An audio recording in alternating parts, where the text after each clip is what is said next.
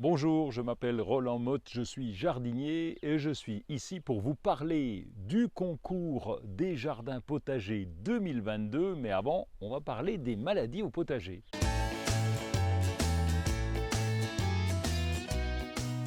Quand on parle des maladies au potager ou au jardin ou au verger, eh bien on parle souvent de deux choses. D'abord, les parasites, les petites bestioles qui viennent manger les feuilles ou abîmer les feuilles ou faire jaunir les feuilles. Et puis les maladies, souvent ce sont des champignons microscopiques. On les aperçoit parce qu'il y a des taches sur le feuillage. La liste est très longue, on va donc parler pendant cette vidéo des principaux problèmes et on va commencer par les insectes. Alors les insectes, il y en a des gentils, des moins gentils pour le jardin et pour le potager. Les insectes, ce sont des petites bestioles avec 6 pattes.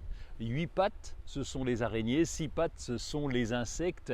Et commençons tout de suite par le puceron vert qu'on peut trouver sur les fruitiers. Vous allez le repérer, pourquoi? Parce que les feuilles sont souvent recroquevillées. Elles sont recroquevillées sous l'effet des piqûres de ce puceron qui vient sucer la sève. Il se trouve souvent aux extrémités des plantes, là où la feuille est jeune, les tissus sont plus tendres pour piquer et pour venir sucer la sève.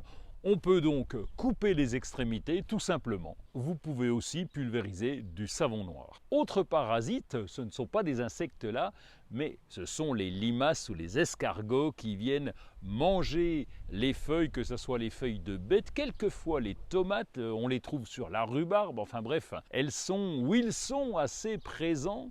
À nous de les observer, de les récupérer la nuit pour les mettre un peu plus loin, mais il y en aura toujours. Alors cette année, c'est plus calme puisque le temps est sec, on a des canicules. L'an dernier, c'était plus fréquent évidemment avec l'humidité. Côté maladie, celle qui nous embête le plus, c'est le mildiou.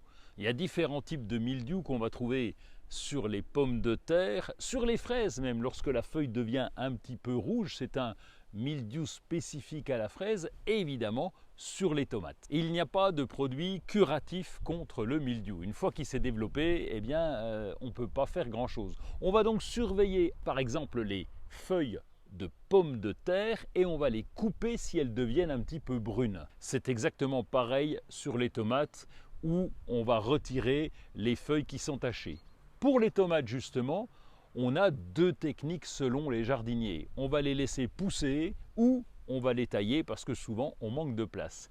Si jamais vous êtes un adepte de la taille des tomates, ne taillez pas la veille d'un jour de pluie ou l'avant-veille d'un jour de pluie parce que il y a une blessure lorsque vous taillez et le mildiou peut s'introduire par cette blessure. Toutes ces maladies, ces champignons microscopiques se développent lorsqu'il y a une alternance entre la chaleur et l'humidité. Heureusement, cette année, il pleut un peu moins, on risque d'avoir moins de maladies. Bon, il y en a encore plein d'autres de ces parasites et de ces maladies.